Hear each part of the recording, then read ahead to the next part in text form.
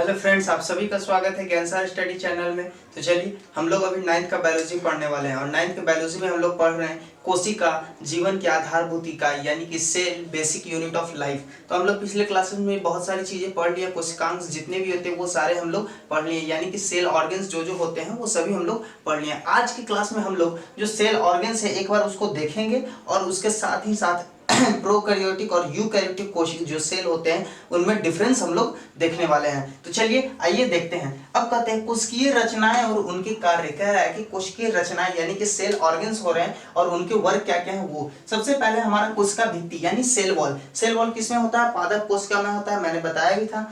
तो कोशिका को निश्चित रूप प्रदान करता है, ये एक फिक्स क्या बोलता है उसको रूप देता है, ठीक। उसके बाद कोशिका को सुरक्षा और सहारा प्रदान करता है और साथ ही साथ कोशिका यानी सेल जो है उसको सुरक्षा के साथ साथ सहारा भी वो प्रदान करता है। फिर आता है हमारा प्लाज्मा मेम्ब्रेन यानी कि सेल प्लाज्मा मेम्ब्रेन, ठीक है। तो ये होता है क्या? ये कोशिका झिल्ली होती है, ठीक। एक कोशिका से दूसरी कोशिका में पदार्थों के अभिगमन पर नियंत्रण करता है। जैसे कि एक कोशिका से दूसरे कोशिका में पदार्थों का जो भी उसमें कार्बनिक यौगिक मौजूद होते हैं और अकार्बनिक यौगिक मौजूद होते हैं उन यौगिकों का आदान प्रदान होता है। वो एक कोशिका से दूसरे कोशिका के अंदर ये यौगिक का आदान प्रदान करने में ये क्या करता है? मदद करता है हमारा प्लाज्मा मेम्ब्रेन। फिर आता है हमारा अंतःप्रदवी जालिका, ठीक। अंतःप्रदवी जालिका क्या करता है?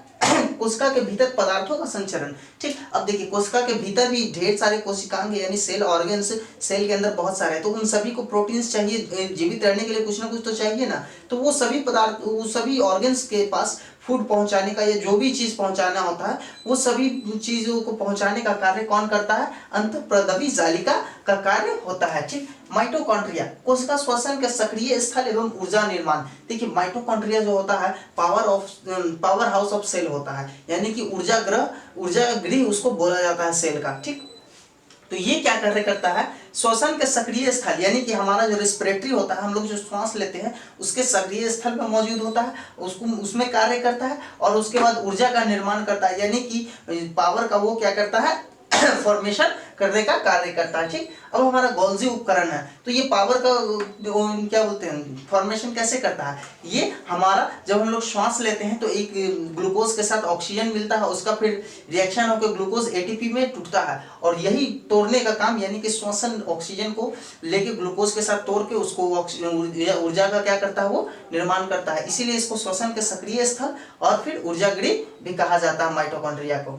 तो चलिए अब हम लोग गोल्जी उपकरण देखेंगे, ठीक। तो गोल्जी उपकरण विशिष्ट पदार्थों का स्रवण, संचय और उनके कोशिका के बाहर निष्कासन में सहायता करता है, ठीक। अब जैसे कोई चीज है, ठीक, जैसे सपोज दैट मान लीजिए एक वायरस है आपके सेल के अंदर आ गया, अब उस वायरस को हमने डेड कर दिया, ठीक। हमारे अंदर इम्यूनिटी सिस्टम अच्छा है, अब उससे जब हम लोग डेड कर दिए तो उसको निकाल के बाहर भी तो करना होगा।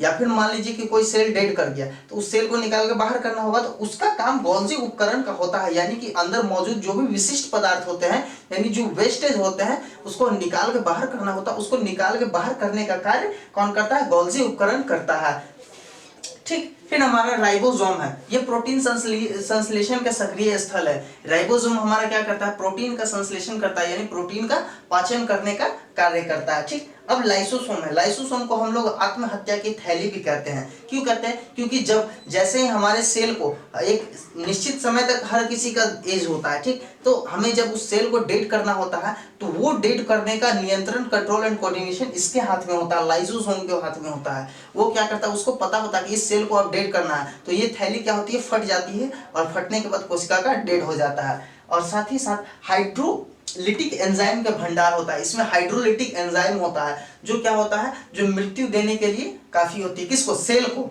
ठीक। फिर हमारा सेंट्रोसोम है, कोशिका विभाजन में सहायता करता है। सेंट्रोसोम क्या करता है? कोशिका का विभाजन यानी कि कोशिका को तोड़ने में ये कार्य करता है। फिर हमारा हरित लवक मंड संश्लेषण के सक्रिय स्थल अर्थात प्रकाश संश्लेषण के सक्रिय स्थल है। कह रहा है कि हरित लवक जो है वो मंड संश्लेषण यानी कि पौधों को हरा भरा रखने में कार्य करता है और साथ ही साथ पौधों में प्रकाश संश्लेषण की प्रक्रिया यानी भोजन बनाने में क्या करती है? ये मदद करती है। फिर हमारा अवर्णी लवक यानी खाद्य संग्रह में सहायक, खाद्य संग्रह यानी भोजन को संग्रह स्टोर करने का कार्य कौन करता है? अवर्णी लवक करता है। वर्णी लवक फूलों, फलों और बीजों को आकर्षक रंग प्रदान करता है। वर्णी लवक क्या करता है? फल, फूल, बीजों को आकर्षक रंग, जो कलरफुल फूल्स हम लोग देखते हैं वो किसके कारण होता है? वर्णी लवक एंजाइम के कारण होता है। ठीक है, हमारा केंद्रक है। अब केंद्रक कोशिका के उपापचयी कार्यों का नियंत्रण एवं कोशिका विभाजन। ठीक, तो केंद्रक का क्या कार्य होता है? उपापचयी कार्यों को, यानी कोशिका के अंदर उपापचयी कार्य किस तरह का, यानी हमारे डीएनए हमारे आनुवंशिक गुणों को एक कोशिका से दूसरे कोशिका में ये पहुंचाने का कार्य, और कोशिका विभाजन का ये कार्य करता है। कोशिका विभाजन में भी सेल क्या बोलते हैं, न्यूक्लियस जो होता है, केंद्रक जो होता है, वो भी डिवीजन होता है। उसके अंदर क्रोमोसोम होता है, जो हमारा डीएनए होता है वो भी टूटता है और विभाजन होके अगले सेल तक ये चला जाता है। फिर हमारा है गुणसूत्र, यानी कि हमारे अंदर मौजूद क्रोमोसोम की संख्या, यानी डीएनए जिसे हम लोग बोलते हैं।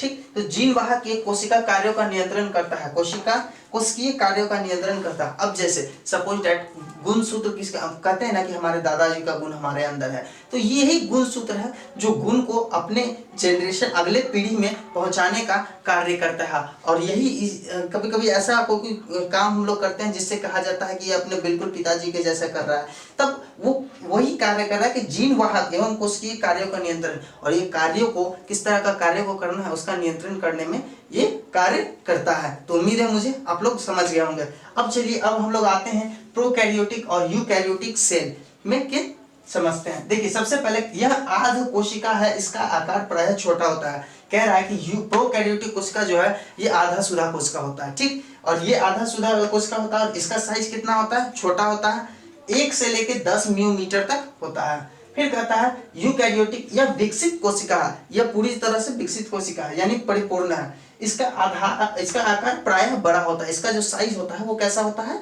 बड़ा होता है। और इसका साइज कितना होता है? 5 से 100 म्यूमीटर तक होता है। फिर कहता है वास्तविक केंद्रक अनुपस्थित होते हैं इसके अंदर, यानी प्रोकैरियोटिक में केंद्रक जो होते हैं, न्यूक्लियस जो होते हैं, वो मौजूद नहीं होते हैं। फिर हमारा वास्तविक केंद्रक उपस्थित होते हैं, यानी कि उसके अंदर एक्चुअल में न्यूक्लियस जो होता है वो मौजूद होता है। किसमें? यूकैरियोटिक कोशिका में केवल जीवाणु एवं साइनोबैक्टीरिया मौजूद होता है। प्रोकैरियोटिक जो है कहाँ मौजूद होता है? बैक्टीरिया, वायरस, इन सभी में ये मौजूद होता है। जबकि यूकैरियोटिक जो है सभी पादप और जंतु कोशिका में पाया जाता है। फिर केंद्रिका नहीं पाया जाता है, यह भी हमने बताया था कि इसमें केंद्रक नहीं पाया जाता है। फिर कह रहा है केवल एक क्रोमोसोम पाया जाता है। प्रोकैरियोटिक जो है इसमें सिर्फ एक ही क्रोमोसोम पाया जाता है, जबकि यूकैरियोटिक कोशिका में अनेक क्रोमोसोम पाए जाते हैं। फिर प्रोकैरियोटिक में गोल्जी, माइटोकॉन्ड्रिया अतः अंतःप्रदाविक जालिका नहीं पाए जाते हैं। ये सब नहीं पाया जाता है किसमें? प्रोकैरियोटिक कोशिका में। क्योंकि यूकैरियोटिक पादप और जंतु कोशिका है तो इसके अंदर गोल्जी का भी मौजूद होगा, माइटोकॉन्ड्रिया भी मौजूद होगा, अंतःप्रदावी जालिका भी पाया जाता है। फिर कहता है कि प्रोकैरियोटिक यानी कि क्लोरोप्लास्ट नहीं पाया जाता है इसके अंदर, क्योंकि वायरस जो होता है वो हर पेड़ में भी बहुत से वायरस ऐसे होते हैं जो पौधों के रूप में मौजूद होता है, तो उसमें क्लोरोप्लास्ट नहीं पाया जाता है। ठीक, लेकिन यूकैरियोटिक कोशिका में क्लोरोप्लास्ट पादप कोशिका में पाया जाता है। और ये क्या होता है? क्लोरोप्लास्ट पादप कोशिका में पाया जाता है, जंतु में नहीं पाया जाता है क्लोरोप्लास्ट। ये क्लोरोप्लास्ट का क्या कार्य होता है? अभी मैंने बताया था, ये प्रकाश संश्लेषण की क्रिया को पूर्ण करता है।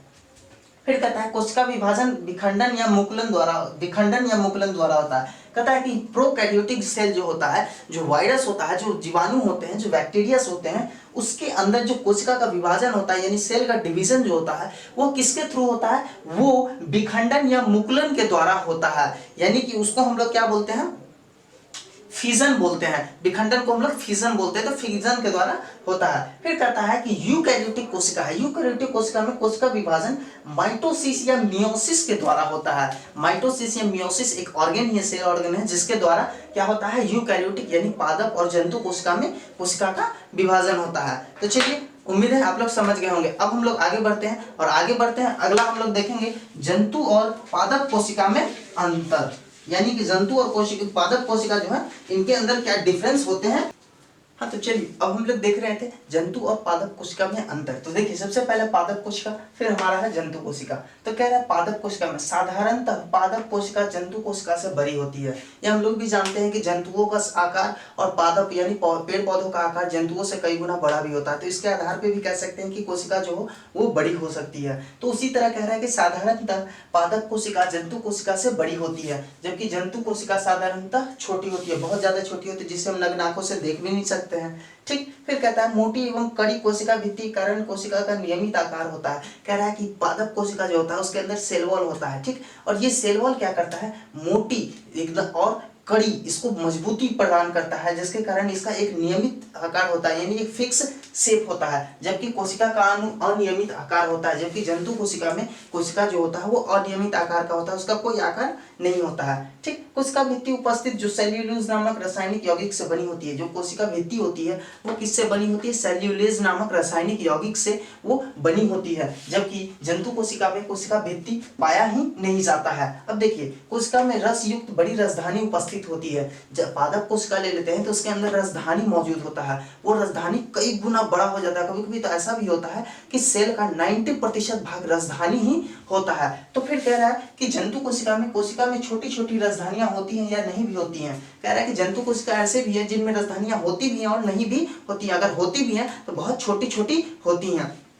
ठीक, जिन्हें हम साधारण माइक्रोस्कोप से देख भी नहीं सकते, उसके लिए हमें इलेक्ट्रॉन माइक्रोस्कोप की सहायता लेना पड़ता है। फिर कहता है इसमें लवक उपस्थित होते हैं, यानी प्लास्टिड प्रेजेंट होते हैं, जबकि जंतु कोशिका में जो प्लास्टिड होते हैं वो मौजूद नहीं होते हैं। ठीक, अब ये लवक जो होते हैं ये इनका कार्य क्या होता है, इनका ही कार्य होता है पौधों को रंग देना, फल फूलों को उसका रंग आकार जो होता है वो सब देने का कार्य करते हैं, और साथ ही प्रकाश संश्लेषण की प्रक्रिया भी संपूर्ण करने में मदद करती है। जबकि जंतु में ऐसा कुछ नहीं होता, हम लोग तो रंगीन होते नहीं हैं, तो इस तरह का इसमें कोई भी ना ही हमको प्रकाश संश्लेषण की प्रक्रिया की आवश्यकता होती है, इसलिए हमारे अंदर लवक उपस्थित नहीं होता है। अब देखिए, कह रहा है कि गोल्जी उपकरण के अनेक छोटी छोटी छड़ जैसी रचनाएं होती है जिन्हें डिक्टोसोम कहते हैं। कह रहा है कि पादप कोशिका जो है इसमें गोल्जी उपकरण जो होता है वो छोटी छोटी रचनाओं में मौजूद होता है, जिसे हम लोग डिक्टोसोम भी कहते हैं। फिर कहता है जंतु कोशिका में एक विशेष जटिल संरचना के गोल्जी उपकरण उपस्थित होते हैं। देखिए, इसमें जटिल संरचना नहीं होती है पादप कोशिका में गोल्जी उपकरण का, जबकि जंतु कोशिका में इसका जटिल संरचना होती है। कैसा होता है, जटिल संरचना होता है, यानी कठोर संरचना होती है। फिर कहता है तारका या सेंट्रोसोम उपस्थित होती है। अब देखिए, पादप कोशिका जो है उसमें तारका या सेंट्रोसोम का क्या काम होता है, वो कोशिका के विभाजन में मदद करता है। क्योंकि पादप कोशिका में यह सेंट्रोसोम या तारका मौजूद नहीं होता है, जबकि जंतु कोशिका में तारका या सेंट्रोसोम उपस्थित होता है, और इसी के कारण क्या होता है कि हमारा जो कोशिका होता है यानी सेल जो होता है वो डिवीजन का कार्य करता है, यानी कोशिका का विभाजन होता है। तो दोस्तों, आज के लिए इतना ही। अगर किसी तरह का कोई डाउट हो तो हमें कमेंट करके बताएं, हम आपके डाउट को क्लियर करने के लिए तैयार हैं। तो ठीक है, अगर तो आज का वीडियो यहीं पे आज का क्लास यहीं एंड होता है। तो हमारे चैनल को लाइक करें, शेयर करें, सब्सक्राइब करना तो बिल्कुल ना भूलें, और साथ ही साथ सभी लोगों को बताएं कि आंसर स्टडी पे क्लासेस स्टार्ट हो गई है और आप सभी मन लगा के पढ़िए, हम लोग आपके लिए तैयार हैं। तो दोस्तों, थैंक यू, गुड बाय।